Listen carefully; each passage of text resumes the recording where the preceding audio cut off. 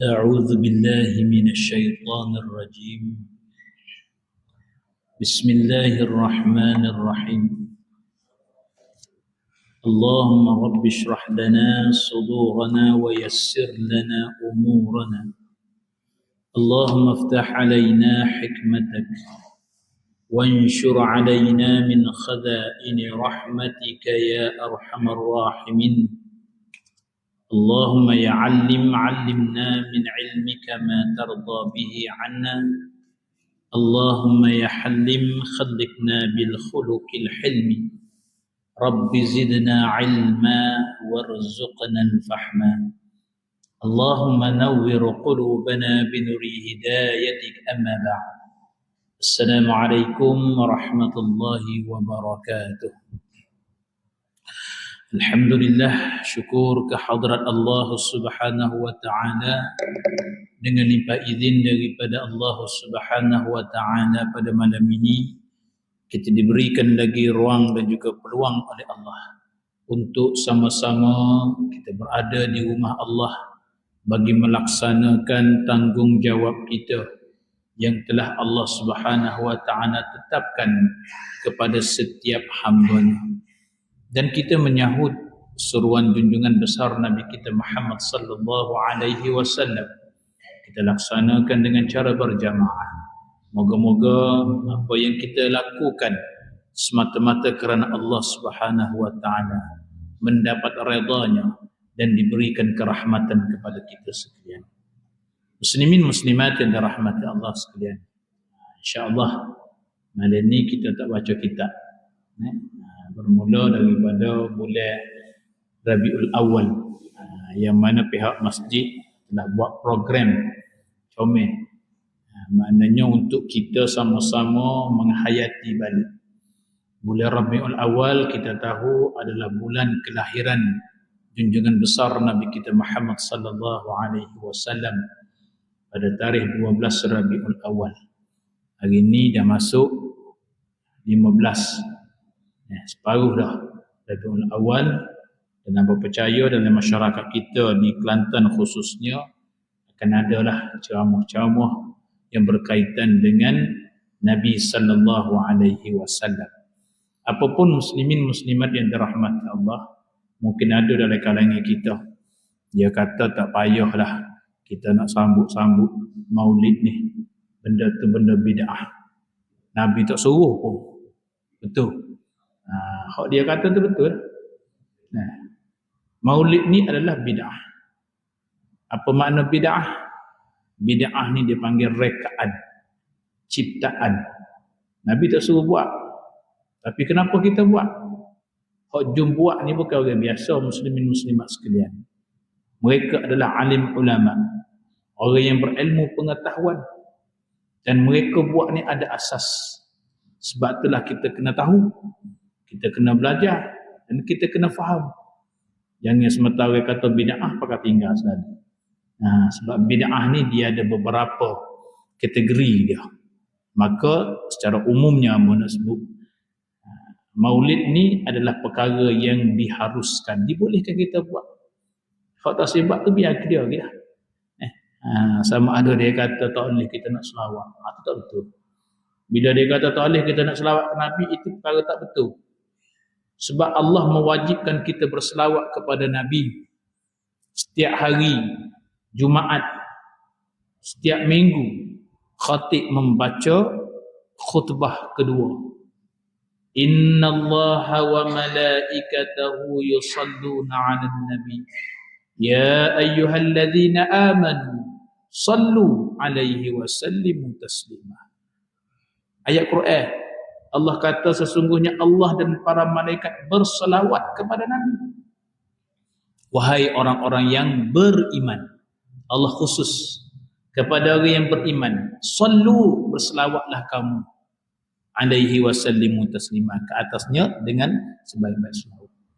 Maknanya Allah perintah, Allah pun selawat, malaikat pun selawat, orang beriman pun selawat. Bermakna kalau orang tak selawat tu, orang tak beriman. Mudah kita kata begitu je. Bukan nak badah, cuma nak bagi tahu benda hakikat. Kadang-kadang kita ni duk tunggu benda tak betul. Ya, orang kata begitu kat kata begitu. Dan insya-Allah pada malam ini ampun nak bawa tajuk berkaitan dengan semaya. Berkaitan dengan semaya dan berkaitan dengan peristiwa Isra' dan Mi'raj. Dia adalah mukjizat. Setiap tahun pun kita sambut juga untuk kita nak memperingati Isra' dan Mi'raj. Jadi insya-Allah malam ni bertepatan dengan kita nak mengingati Nabi, kita nak tahu susu galur kehidupan Nabi, bermula baginda Rasul sallallahu alaihi wasallam dilahirkan sehinggalah baginda dilantik menjadi nabi dan juga rasul, baginda berdakwah dan apa yang dialami dalam kehidupan baginda.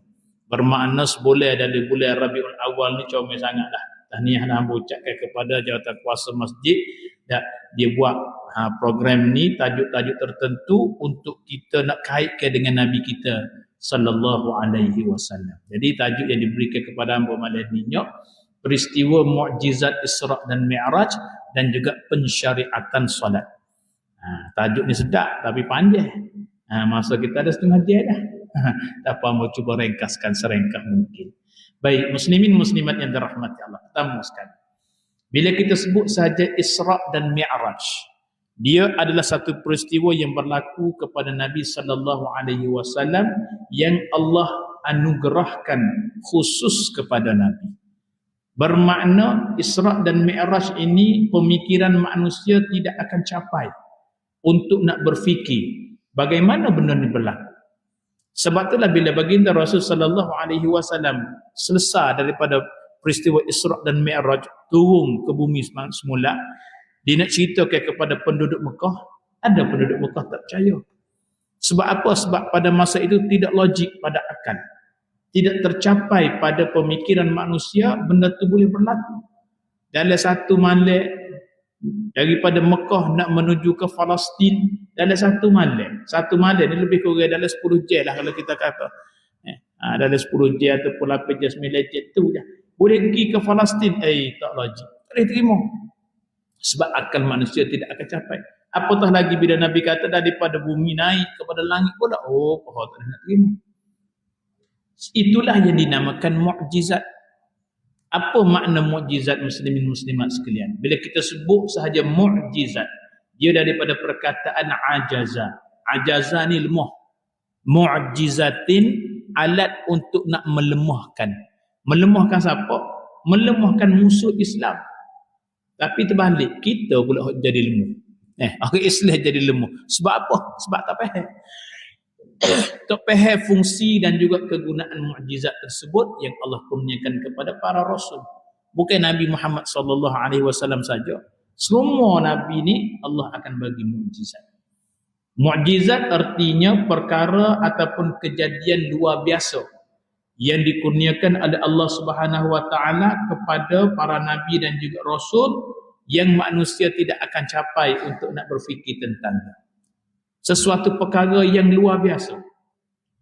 Maknanya akal kita tak sedar fikir dah, tak boleh. Cuma wajib untuk kita percaya atas dasar kepercayaan kita ataupun keimanan kita kepada Allah dan juga Rasul.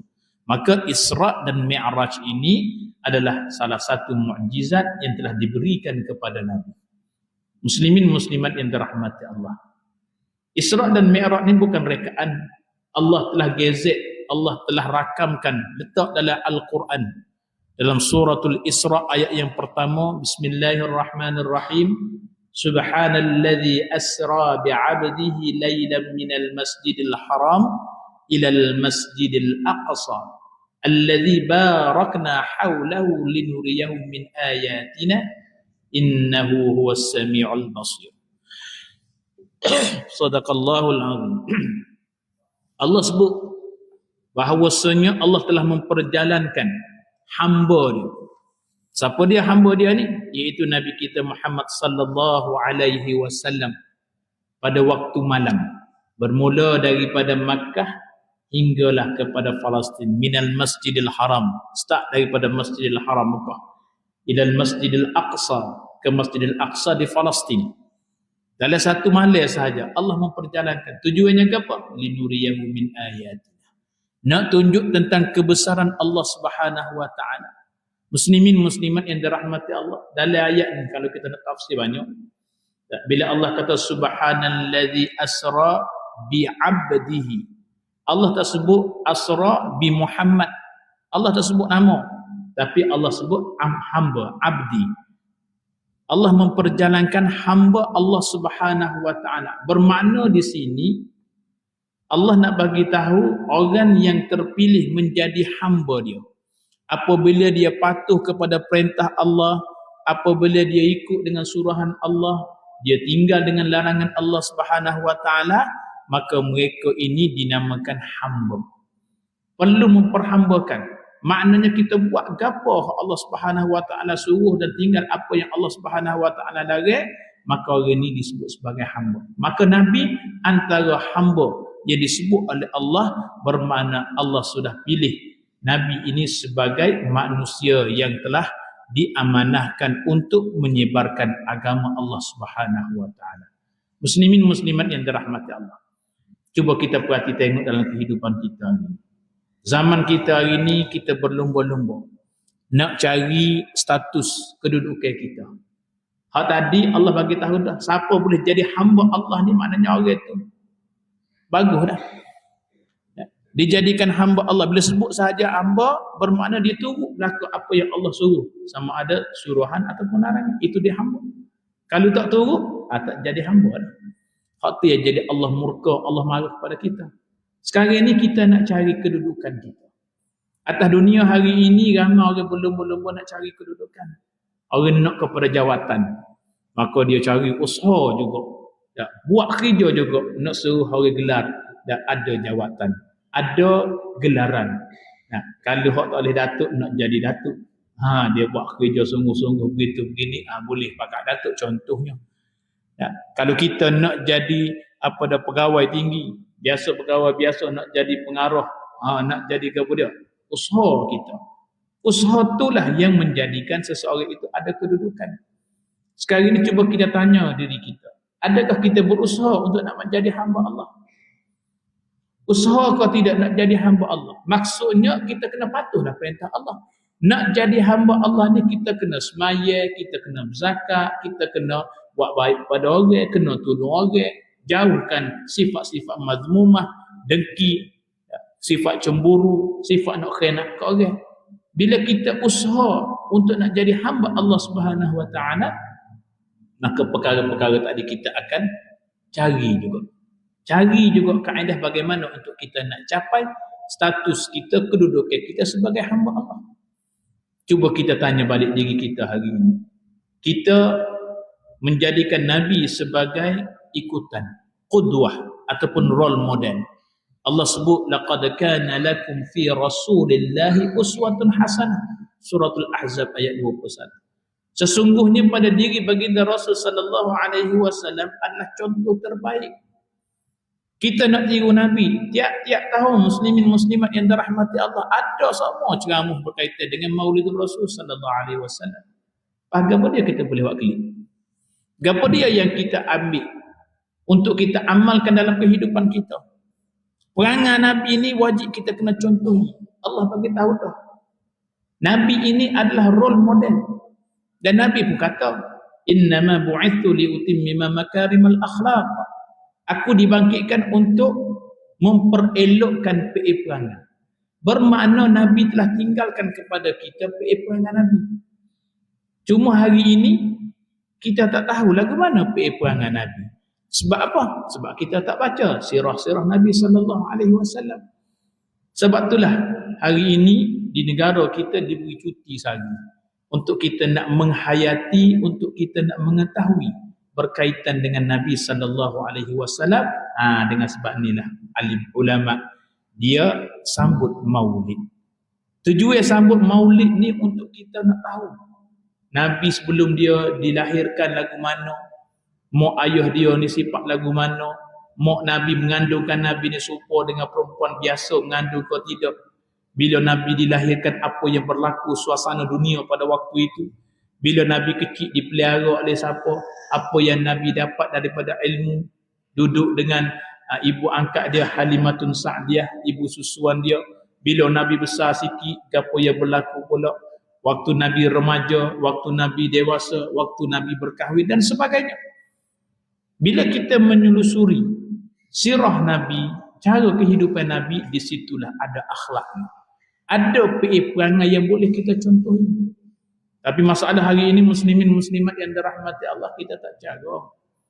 Sirah Nabi sallallahu alaihi wasallam kita tak jaga. Setengah hari itu bila duduk di mana-mana tempat majlis ilmu, alhamdulillah. Sini apa dah tak ada. Setengah tempat kita duduk mengajar sini, dia baca kitab juga. Kitab dalam telefon.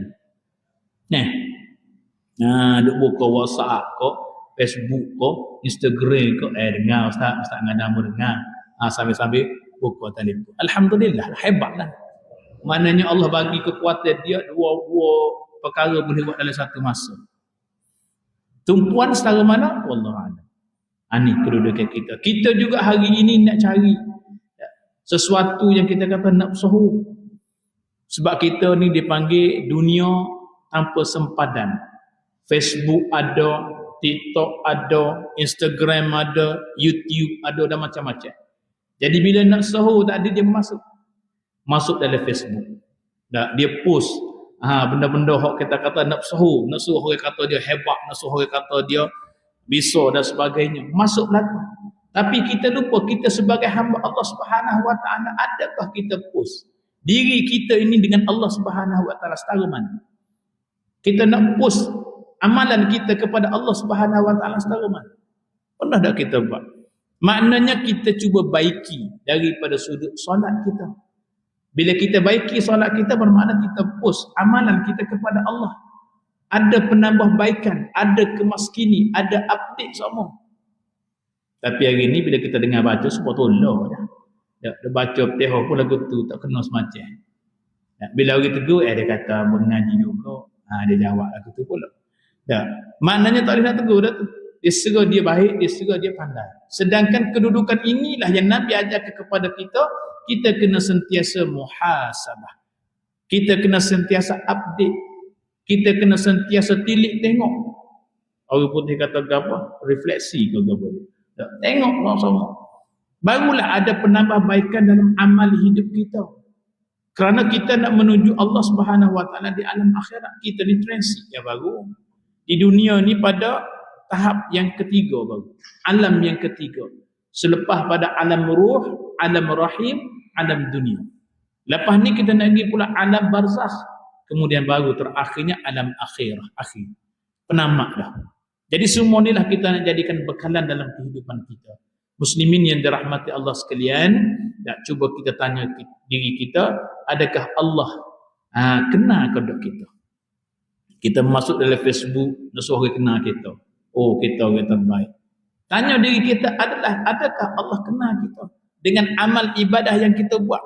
Sebagaimana Allah kenal Nabi Muhammad sallallahu alaihi wasallam. Allah tuju abdihi, hamba aku ni. Hamba aku nama Muhammad ni adalah orang yang dipilih oleh Allah Subhanahu Wa Taala untuk melaksanakan titah perintah Allah. Jadi kita hari ni Allah suruh dah kita buat. Adakah Allah tengok kita? Adakah Allah ambil kita ini antara senarai untuk berada di syurga Allah Subhanahu Wa Taala? Semua kita bila tanya nak masuk syurga belakang. Anak kunci syurga kita tahu pada kabar. Antara anak kunci syurga ni berada dalam peristiwa Isra dan Mi'raj, iaitu sembahyang. Dalam peristiwa Isra dan Mi'raj, perkara paling utama, banyak benda tapi hak utamanya ulama kata mendapat watikah sembahyang, solat. Maka as-salatu miftahul jannah. Hadis daripada Imam Ahmad radhiyallahu anhu, dia kata Nabi bersabda, anak kunci untuk kita masuk syurga ialah sembahyang. Jadi kita kena update semualah. Bacaan kita, kelakuan kita, sebutan kita, kehadiran kita dan sebagainya, maka kita jangan mudah-mudahkan. Sebab itulah sembahyang ni jangan kita ambil acuh tak acuh je. Asal kau sembahyang je. Kadang-kadang segelintir daripada masyarakat kita bila kita tegur dia, apa tak sembahyang weh, sembahyang pun lewat ni. Kena sembahyang di awal waktu. Dia jawab apa dia? Muju sembahyang pun muju. Dia ugut kita pula. Oh, muju sembahyang pun muju. Kalau tak sembahyang, kalau tak sembahyang, awaklah yang akan menanggung. Kita je royak je. Kita bagi peringatan. Sebab Allah Subhanahu wa taala suruh kita tolong menolong ke arah kebaikan, wa ta'awanu 'alal birri wat taqwa. Allah bagi tahu dah, tolong menolonglah kamu, mana ingat mengingatilah kepada kebaikan. Allah sebut juga dalam surah Al-Asr, wa tawasau bil haqq wa tawasau bis sabr. Berpesan-pesanlah kamu dengan kebenaran, berpesan-pesanlah kamu dengan kesabaran. Pas kalau demo tak saya dengar, tak saya buat cara, tak heran, terpulang. Bermakna tanggungjawab kita sesama Islam, sesama manusia, kita dah bagi tahu dah apa yang Allah nak, dan supaya kita jadi hamba Allah Subhanahu wa taala yang Allah telah kategorikan kita berada di syurga dia, insya-Allah. Muslimin muslimat yang dirahmati Allah. Kemudian lagi persoalan dia, bila kita sebut peristiwa Isra dan Mi'raj. Apa dia peristiwa Isra dan Mi'raj ni? Allah Subhanahu wa taala bagi sebagai mukjizat, sebagai kekuatan kepada Nabi sallallahu alaihi wasallam. Ulama ada menyatakan antara sebab yang lainlah Allah kurniakan mukjizat Isra dan Mi'raj ini kerana nak menghilangkan rasa kesedihan pada diri Nabi dan juga untuk nak meyakinkan lagi kepada Nabi berkaitan dengan agama Allah. Apabila Nabi kehilangan isteri dia, maka Nabi sedih. Dan kehilangan juga pak saudara dia Abu Talib yang sentiasa jaga Nabi, sentiasa menghalang orang yang buat jahat pada Nabi. Jadi bila hilang kedua tu, Nabi sedih. Seperti kita lah. Dan bila kematian isteri ke ataupun suami ke ataupun orang yang kita sayang, dan memang sedih lah. Tak boleh nak nafikan benda ni. Jangan kita kata sedih ke apa ke. Moga kita semua ni hidup mati. Betul. Kita akan hidup mati belaka sebab Allah kata dah kullu nafsin dha'iqatul maut. Tetapi hubungan kita dengan ahli keluarga kita, orang yang kita sayang, bila kehilangan memang kita terasa. Ambo dulu masa kehilangan ayah anda ambo, 2 minggu tak ada nak mengajar. Buka kitab nampak muka dia. Tutup semua tak ada nak mengajar. Sedihnya kita, sebabnya kita. Sebab apa? Sebab hubungan tadi. Hubungan Nabi dengan isteri dia, Masya Allah.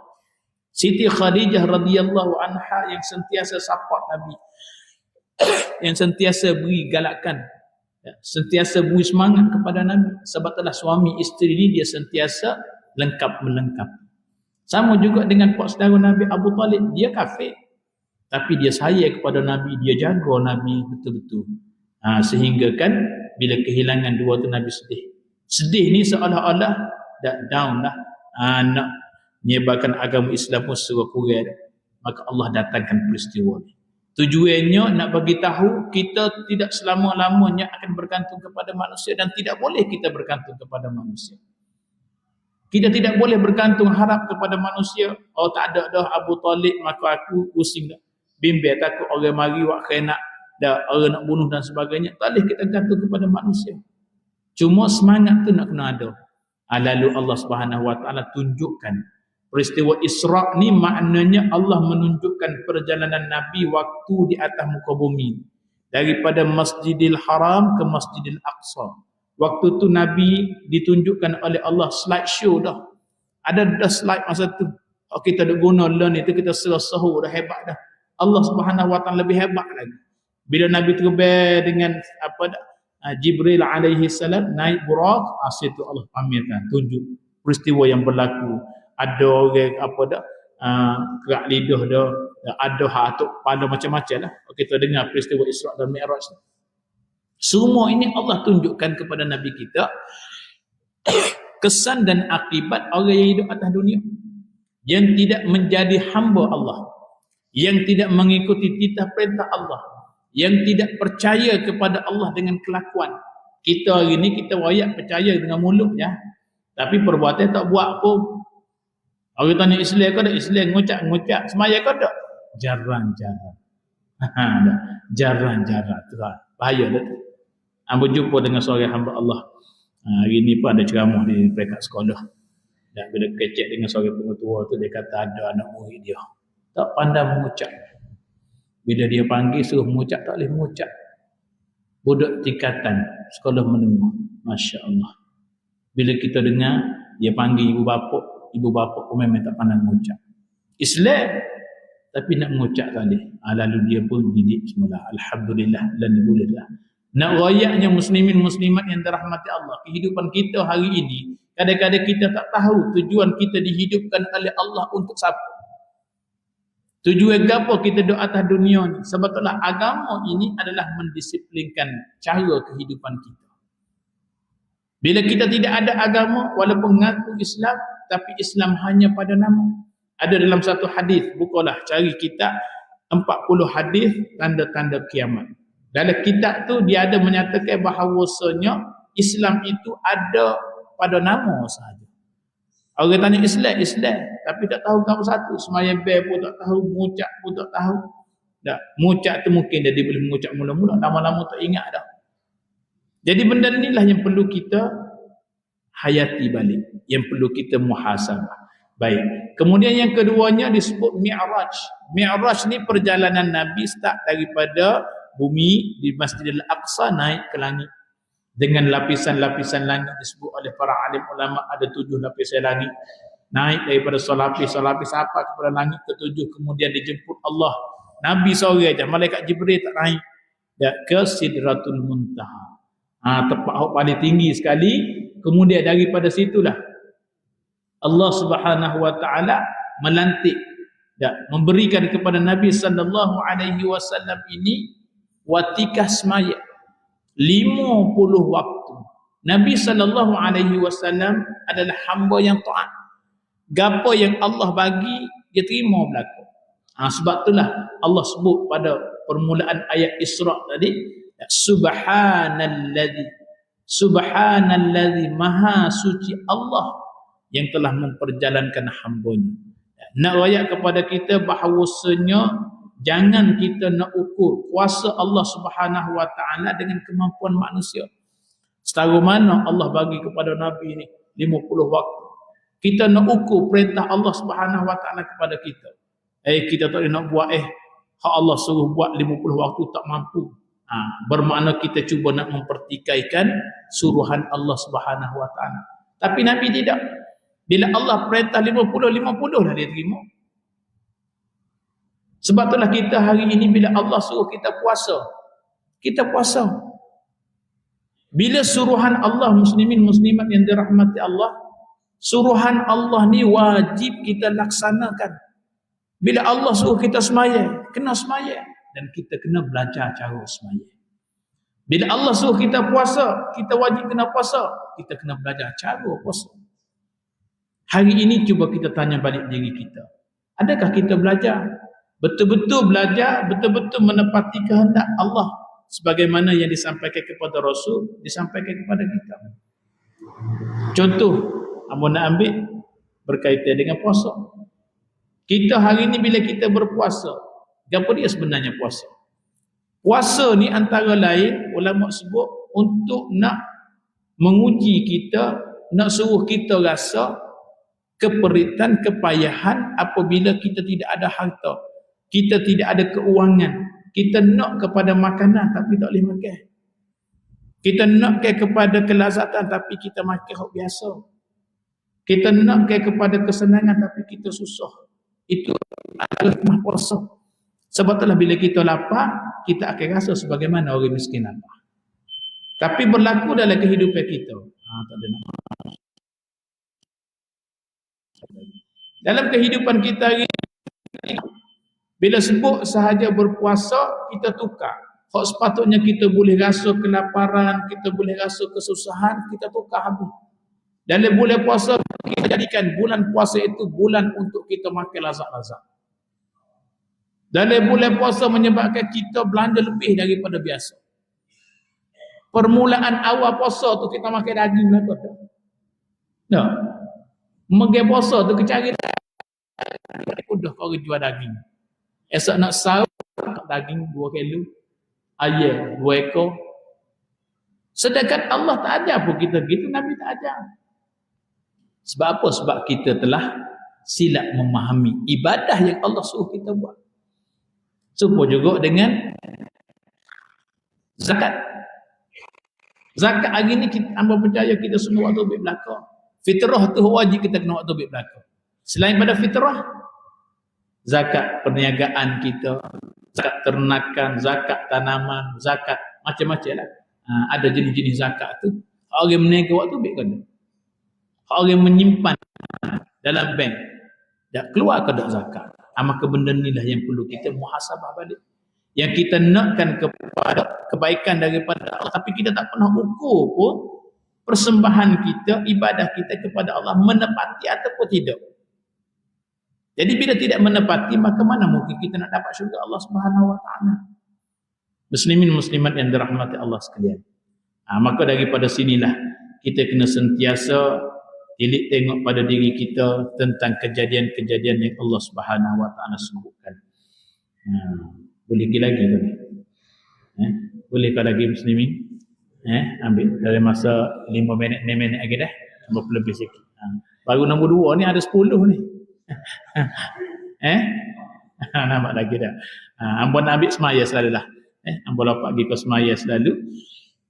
Yang mana sembahyang ni kita tahu Allah Subhanahu Wa Taala telah memperwajibkan kepada Nabi kita Muhammad sallallahu alaihi wasallam sembahyangnya 5 waktu. Daripada 50 waktu jadi ke 5 waktu. Tu pun Allah bagi offer kepada kita umat Nabi Muhammad khususnya. Nabi Musa alaihi salam dia rasa rugilah. Dia kata umat kamu ni Muhammad butumna. Allah beri banyak keistimewaan. Sebab itulah bila dia turun, Nabi Muhammad nak turun ke bumi balik, sapa kepada langit. Yang ke-5 kata silap buat Nabi Musa duduk situnya sekat sama ke Nabi Musa. Nabi Musa tanya berapa waktu? 50. Pergi naik, minta kurang sikit. Naik tu sehinggalah 5 waktu. Maka tanya lagi. Nabi kata tak dah, malu kepada Allah. Dan aku akan usahakan 5 waktu ni, tu pun Allah kata dia bahagi pahala 10 waktu dah. 1 waktu 9:10, bermakna 5 waktu 9:50 juga dah. Allah nak bagi juga kepada kita pahala. Tapi kita buat tak. Acuh tak acuh dalam lepak semaya. Semaya pun di akhir waktu, semaya pun lengah-lengah. Bukan tak semaya, tapi bila di akhir waktu seolah-olah kita tidak prihatin. Kita tidak cakna kepada perintah Allah Subhanahu Wa Taala. Sebab itulah hari ini kita kena cek tengok. Dalam kehidupan kita hari ini, kalau kita diseru oleh Tok Bilal, as-salat apa dah? Hayya 'alas salah, marilah semaya. Tok Bilal panggil. Hayya 'alas salah, mari semaya. Hayya 'alal falah, bila kita semaya, mari menuju kejayaan. Tapi kita hari ini bila panggil, Tok Bilal panggil wadah, relax. Tapi kalau Facebook, bangun tidur lah ni yang nak tanya, cuba tanya diri kita. Kita bangun tidur ni, kita capai apa dulu? Telefon dulu, kadang-kadang duduk pada tidur, pada telefon. Dulu suruh Yasin duduk pada tidur. Dah ni tukar dah. Celek mata kat tengok. Apa dia? Dalam Facebook ko, dalam WhatsApp ko, nak cari maklumat tu dulu. Bukan kita fikir apa dia Allah nak suruh kita buat. Nabi ajar kepada kita mula-mula celek mata, baca doa dulu bangun tidur. Alhamdulillah. Tak ingat dah. Ahyana ba'dama amatana wa ilaihin nusyur. Tak doa. Allah hidupkan kita balik. Mintalah terima kasih kepada Allah. Kemudian kita bangun. Bila kita baca doa itu, ulama kata satu simpulan syaitan telah terbuka. Bila kita masuk bilik air, ambil air semaya, 2 simpulan syaitan terbuka. Bila kita semaya, 3 simpulan ada tu terbuka habis. Ni kalau kita bangun tengok apa dak telefon dulu. Kemah simpulan tu. Hati jadi payah kita nak buat gapo-gapo setiap hari tu. Lepas tu kan nak tunggu semaya biar dulu. Balas WhatsApp dulu. Tengok Facebook dulu, tengok-tengok dekat-dekat nak habis dah waktu subuh. Baru nak semaya. Anda kemah lagi simpulan syaitan. Jadi hal tu yang menyebabkan kehidupan kita seharian tak dapat nak laksanakan dengan cara yang baik. Muslimin yang dirahmati Allah sekalian. Allah Subhanahu Wa Taala memperwajibkan kita semaya ini 5 waktu. Pertama subuh, yang kedua zuhur, yang ketiga asar, yang keempat maghrib, yang kelimanya isya. Pernah tak kita fikir berapa masa tu berbeza? Setengah orang bawa ajaran sesat. Dia kata moga Allah suruh kita semaya, dia tahu kita niat macam mana. Kita pakai semaya rakung sekali lalu. Pakai 5 waktu selalu. Suatu ketika ada ajaran ini disebarkan.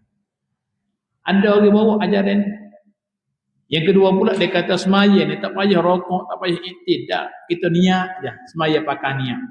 Maka juga ada sebaran hak lagu ni yang dibuat. Jadi sebab itulah muslimin muslimat yang dirahmati Allah, kita kena tahu. Sebab Allah mewajibkan kita semaya subuh antara lain untuk mengajarkan kepada kita mulakan hari dengan mengingati Allah. Kita bangun subuh tu di awal waktu supaya kita ingat kepada Allah, semaya dah 2 rakaat tu. Kemudian waktu zuhur pula, waktu zuhur ni manusia dah tengah sibuk dah cari rezeki. Dak duk kerja waktu kerja kau ni, Allah suruh berhenti sebentar. Ingat kepada dia. Kemudian waktu asar pula, dekat nak habis dah hari. Dah tengah sibuk lagi kita, dah tengah mencari lagi rezeki, maka Allah suruh berhenti pula sebentar. Ingat kepada Allah Subhanahu Wa Taala. Maka waktu maghrib pula bila masuk, beralih kepada waktu gelap dah, maka Allah Subhanahu Wa Taala nak suruh kita ingat lagi kepada dia supaya kita berhati-hati. Malam ini adalah suasana yang bahaya, suasana yang untuk kita ingat kepada Allah. Bila masuk waktu Isyak, maka itu penutup bagi kehidupan seharian kita setelah kita mengabdikan diri kepada Allah Subhanahu Wa Taala. Allah sebut banyak dalam Al-Quran muslimin muslimat yang dirahmati Allah. Dalam surah Al-Asri, dalam surah Ad-Duha, dalam surah Al-Fajri dan sebagainya, nak menceritakan kehidupan kita manusia ini ada arahan dia. Waktu siang kita bekerja, waktu malam kita menghadap Allah, kita bermunajat kepada Allah. Maka semua ini dididik kita dengan sembahyang. Sebab itulah sembahyang ini salah satu daripada ibadah yang terbaik. Sebab itulah Allah Subhanahu Wa Taala sebut dalam Al-Quran, nak jadi juruh ni muslimin muslimat yang dirahmati Allah dengan sembahyang. Apa pada ayat dah kata silap sini, kadang-kadang dalam kalangan kita ada masalah dalam keluarga. Isteri ke, suami ke, anak-anak kita ni kadang-kadang tak dengar kata. Perangai tak juruh. Jadi kita masyarakat Melayu ni kita masih terikat lagi dengan air tawar. Tak ada lagi orang jumpa ustaz bawa air teh. Bawa air sirap, ustaz atau siap daripada air sirap ni tak ada. Semua bawa air tawar belakang. Jadi terikat dengan air tawar. Bapa tanya, suami kita ni enggak tubik semua, kelik gelap, kelik pada tengah malam semua ustaz atau siap nak suruh dia dekat rumah. Ambo pun buka tu dah siu, boleh 10 riyal. Pak suami duk minum pakai buka perut gitu je dah. Supaya juga anak kita, anak ni malah pergi sekolah, anak tak dengar kata, sebab tu juga bui juga. Kita enggak bui, kita buka tu dekat siup je lah. Dia sebenarnya keluar sampai tengah malam, jual. Dia tak apa jual tu, tak ada masalah. Sebab main soket tu pun dia kena tengok kepada keadaan. Sebab dalam dia masa tu dia berubah. Keadaan masyarakat ni dia berubah, maka dibolehkan dah, tak ada masalah. Cuma kalau behjat tu hak tu kesihatan dia lah tu. Dia kena cek doktor semua. Tu. Cuma mana sebut tadi, maknanya dalam kehidupan kita ini perlu kita tilik tengok balik. Dalam kehidupan kita ini bila kita semaya tadi, kita tinggal. Allah sebut dah nak jadi peipang comel, nak jadi juru, tak kira lah anak, isteri ataupun siapa-siapa sekalipun. Allah sebut dah innas salata tanha 'anil fahsya'i wal munkar. Sesungguhnya sembahyang itu boleh mencegah kita daripada melakukan kejahatan dan kemungkaran. Jadi ubat paling utamanya ajar sembahyang, biar lekat sembahyang, biar jadi betul sembahyang ni, maknanya kena sembahyang. Sembahyang itu biar kena dengan cara-cara dia. Barulah dia boleh mengubah kehidupan. Kalau suami itu malah sembahyang, apiaklah. Maksud niat di mana kata molek. Isteri kena bagi nasihat, abang kena semaya, kalau tak semaya dosa. Suami pula kena ajar kepada isteri, kepada anak-anak. Insya-Allah muslimin muslimat yang dirahmati Allah, percayalah bila kita jaga semaya kepada diri kita, anak-anak kita dan sebagainya, insya-Allah kita akan dapat apa yang kita nak daripada Allah. Kita akan jadi juru Dengan sembahyang itulah hari ini kita letakkan. Dak siapa ke hari ini pun kita nak sembahyang pun susah, kena buat dak bulan sembahyang. Dak kena buat bulan sembahyang dah, nak peringat ke kita. Sedangkan benda ni tanggungjawab kita. Dak tanggungjawab kita untuk nak sembahyang. Tapi bila kita tidak alert, kita tidak cakna, maka daripada situlah kehidupan kita dia tidak akan sempurna. Samalah juga dengan kesihatan yang Abang tanya tadi. Dak Nabi ajar belakang dah cara kesihatan kita. Kita nak beriadah, nak bersukai masa-masa mana pun tak apa. Tapi jangan tinggal sembahyang. Jangan tinggal tanggungjawab. Nak berniaga, nak berapa pun. Mungkin kita sehari tak nak berniaga, malam aja ada masak, boleh, tak ada masalah. Cuma yang pentingnya kita dengan Allah Subhanahu Wa Taala jangan kita abaikan. Buatlah, jangan siapa boleh mendatangkan mudarat. Tak siapa ke bersukai, siapa ke mari jatuh dan sebagainya, tak boleh lah tu. Maknanya kita boleh tahu diri kita ni, biasanya kita akan tahu kemampuan kita setara mana untuk kita nak teruskan aktiviti-aktiviti kehidupan kita. Cuma disebut secara umum tadi bahawasanya peraturan-peraturan dalam kehidupan kita tu begitulah. Kalau kita nak sebut zaman dulu dalam kitab-kitab tua ni, orang-orang zaman dulu dia menulis, dia kata lepas pada waktu subuh kita ngaji dan kita belajar dan sebagainya, kita nak mengaji dan kita kerja. Maka dia kena ubahlah. Dia tengok kepada keadaan semasa. Jadi insya-Allah muslimin muslimat yang dirahmati Allah, apa pesan pada diri kamu sendiri, muslimin muslimat yang dirahmati Allah juga, sama-samalah kita beramal. Sama-samalah kita tambahkan lagi ilmu kita, sama-samalah kita update lagi, kemaskini lagi ilmu yang telah ada supaya dia lebih mantap lagi agar mendapat redha Allah Subhanahu Wa Taala dengan apa yang telah Allah tinggalkan kepada kita sebagai pedoman dan panduan, khususnya kepada baginda Rasul sebagai role model kepada kita. Jadi yang merasa pada itu pada malam ini kita tangguh dulu dengan suratul Asri dan juga tasbih kafarah. Bismillahirrahmanirrahim. Wal 'asri innal insana lafi khusr illa alladhina amanu wa 'amilus salihati wa tawasaw bil haqqi wa tawasaw bis sabr. Subhanakallahumma wa bihamdika asyhadu an la ilaha illa anta astaghfiruka wa atubu ilaik. A'udzu billahi minasy syaithanir rajim. Bismillahirrahmanirrahim. Alhamdulillahi rabbil alamin wassalatu wassalamu ala rasulil amin wa ala alihi wa sahbihi ajma'in. Wa sallallahu ala Muhammad wa ala alihi wa sahbihi ajma'in. Walhamdulillahi rabbil alamin. Taqabbalallahu